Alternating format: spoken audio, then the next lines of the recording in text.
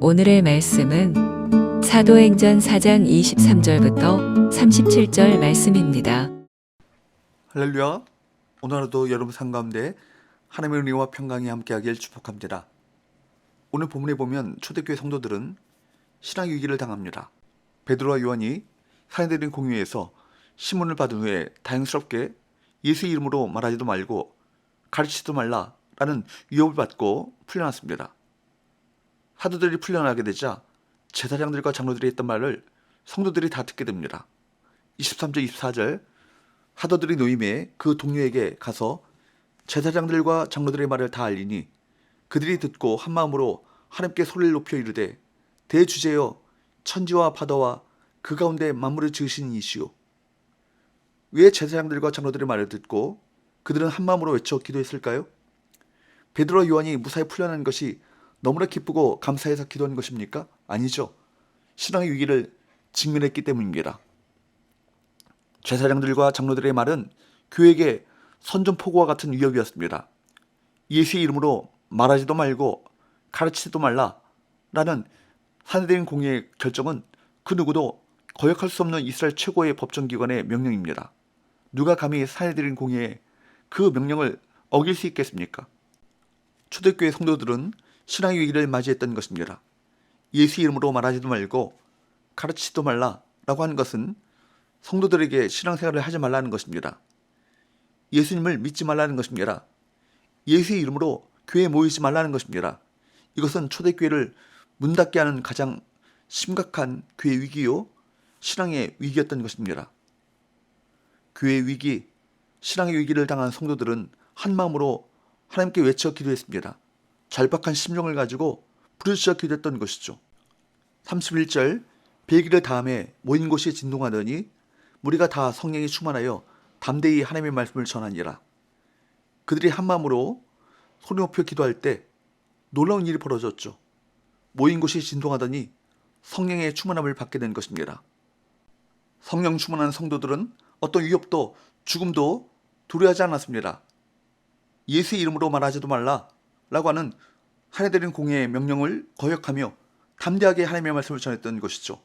그로 인해 초대교회는 믿는 무리가 한마음 한뜻이 되어 아름다운 사랑의 공동체를 이루고 더욱 부흥하게 되었던 것입니다. 특별히 그들이 하나님 앞에 어떤 기도를 드렸는가, 그걸 주목해 보십시오. 24절 말씀에 보면 24절 그들이 듣고 한마음으로 하나님께 소리를 높여 이르되 대주제여 천지와 바다와 그 가운데 만물을 지으신 이시오. 대주제여, 나의 주인이신 하나님은 절대적 통치자라는 것입니다. 온 세상 만물의 주인이시오, 나의 주인이신 하나님이시라면 모든 것이 하나님의 권능과 뜻대로 이루어지지 않겠습니까? 그래서 그분을 믿고 그분께 기도해야 합니다. 그리고 25절 26절 말씀에서 시편 2편에 기록된 예언, 곧 하나님 나라의 왕이 등극할 때 주변 나라들이 대적하는 일이 벌어지고 있다고 부르짖습니다. 또 27절 28절에서는 헤롯 왕과 로마 총독 빌라도, 거기에 예루살렘의 대제사장들까지 합세해 예수님의 왕권에 도전하고 예수님을 따르는 자들을 공격하는 상황이 벌어지고 있다고 고백합니다. 29절 30절 주여 이제도 그들의 위협함을 굽어보시옵고 또 종들로 하여금 담대히 하나님의 말씀을 전하게 하여 주시오며 손을 내밀어 병을 낫게 하시옵고 표적과 기사가 거룩한 종 예수의 이름으로 이루어지게 하옵소서 하더라. 그들은 하나님께 뭐라고 기도합니까? 박해자들의 위협을 굽어보시고 자신들에게 담대한 마음을 주시고 하나님의 말씀을 전할 수 있는 힘을 달라고 그렇게 구합니다. 또한 표적과 기사가 예수님의 이름으로 나타나게 해주실 것을 구합니다. 성령 충만을 구한 것입니다. 초대교회는 그 시작부터 예수님을 죽인 자들과 대적하며 싸워야 했지만 두려워하지 않고 기도로 맞섰던 것입니다. 이에 하나님께서 그들의 기도에 즉각 응답하십니다.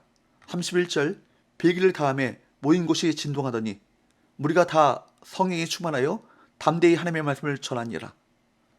하나님께서 응답하셔서 그 모인 곳이 진동하고 그들이 성령으로 충만해지는 역사가 일어납니다. 그리고 성령이 임하심으로 말미암아 변화가 일어났죠. 믿는 무리들이 다 한마음과 한뜻이 된 것입니다. 32절 믿는 무리가 한마음과 한뜻이 되어 모든 물건을 서로 통용하고 자기 재물을 조금이라도 자기 것이라 하는 이가 하나도 없더라. 성령이 충만하게 임하여서 믿는 무리가 한마음 한뜻이 되었고 자기 재물까지도 서로 통용할 정도로 긴밀한 공동체가 되었습니다. 33절에서 35절 사도들이 큰 권능으로 주 예수의 부활을 증언하니 무리가 큰 은혜를 받아 그 중에 가난한 사람이 없으니 이는 밭과 집 있는 자는 팔아 그 판 것의 값을 가져다가 사도들의 발 앞에 두매 그들이 각 사람의 필요를 따라 나눠줌이라. 사도들이 큰 권능으로 예수의 부활을 증언했고 성도들은 큰 은혜를 받았습니다. 그러자 땅과 집을 팔아 공동체를 위해 사용하도록 사도들에게 가져오는 일이 일어났습니다. 당시에 밭과 집이 있는 사람이라면 상위 10% 안에 드는 부유한 사람이라고 할 수 있는 사람들입니다. 그런 이들이 자신의 밭과 집을 팔아 사도들에게 맡겨 각 사람의 필요에 따라 나눠주었기 때문에 34절 말씀에 보면 교회 내에는 가난한 사람이 없었다라고 말합니다. 이처럼 세상의 질서를 따르는 사회에서 상상하기 어려운 일들이 예루살렘 교회에서 실제로 일어났던 것입니다.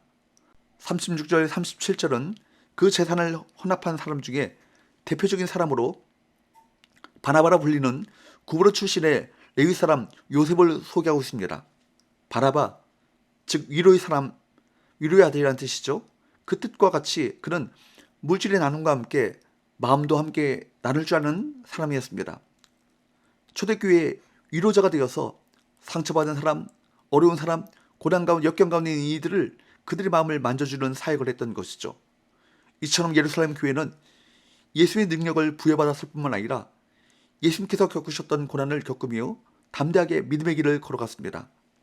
고난을 두려워하거나 피하지 않고 하나님께 기도함으로 맞서는 자는 하나님께서 그들의 편이 되시기 때문에 결국 모든 고난을 이길 수 있습니다. 저는 우리 성원교회 가운데 이런 성령님의 역사가 나타나길 바랍니다. 성령님으로 모두가 한마음 한뜻이 되는 교회, 성령님의 능력으로 큰 은혜를 받아 나누고 헌신하는 교회, 성령께서 우리를 이끄시고 섬기고 위로하는 교회, 그런 교회가 되길 축원합니다. 성령님에 의해 가치관과 생각이 바뀌어서 소유가치가 아니라 존재 가치로 살아가는 사람들, 그리고 다른 사람의 필요에 민감하고 자기의 물건을 자기 것이라 말하지 않고 언제든지 내어놓을 수 있는 바나바와 같은 위로자, 격려자들이 우리 교회에 많이 일어날 수 있기를 축복합니다. 기도합시다.